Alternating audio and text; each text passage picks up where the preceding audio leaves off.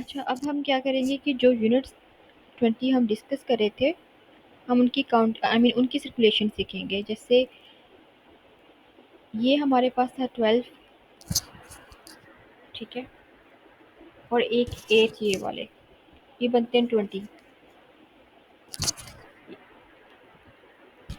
तो हम इसको क्या करेंगे, हम जाएंगे परफॉर्मेंस में। अभी फ़िलहाल मुझे ये देखना है कि जो वॉलमार्ट को 20 यूनिट्स रिसीव हुए हैं, उनके कितने ऑर्डर्स हैं हमारे पास। आप जाएंगे आइटम सेल्स पे, यहाँ से आप कर लें फिजिकल ईयर, ठीक है, और यहाँ आपको सर्च का ऑप्शन नज़र आ रहा है, आप उस पर क्लिक करें। ये स्क्यू आपको दिख रहा है, उसके सामने स्क्यू को पेस्ट कर दें।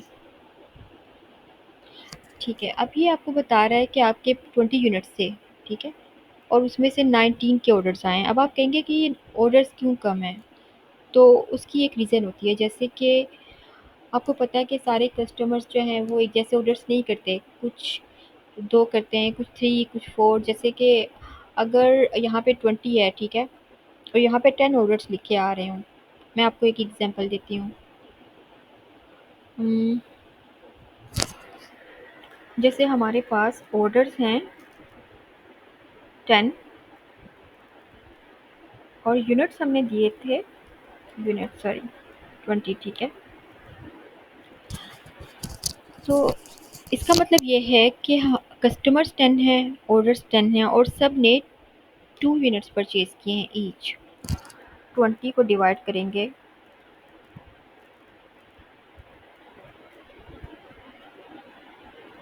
डिवाइडेड बाय 10, ठीक है।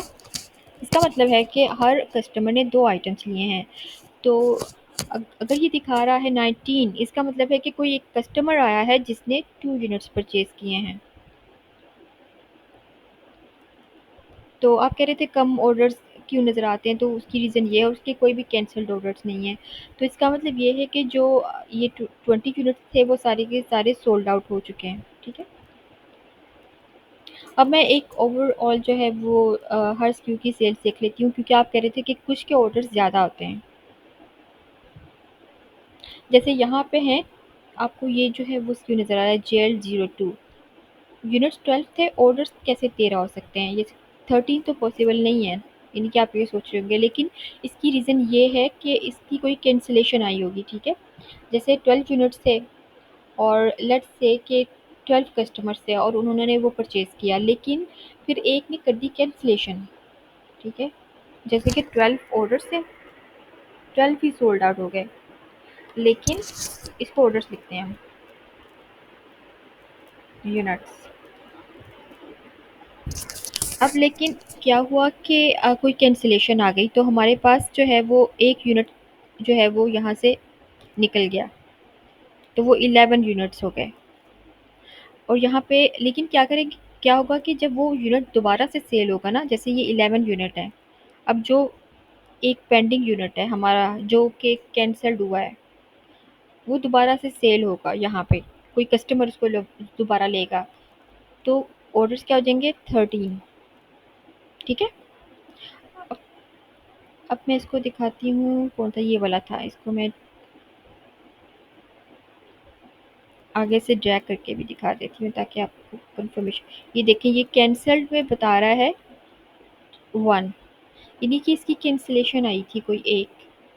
आई होप कि यू अंडरस्टैंड कि जैसे कि आपके पास 12 आइटम्स हैं और पहले तो वो परचेज हो गए और वो कितने ऑर्डर बने, 12 बने, लेकिन एक फिर कैंसिल, एक कोई कस्टमर आया जिसने कैंसिल कर दिया ऑर्डर।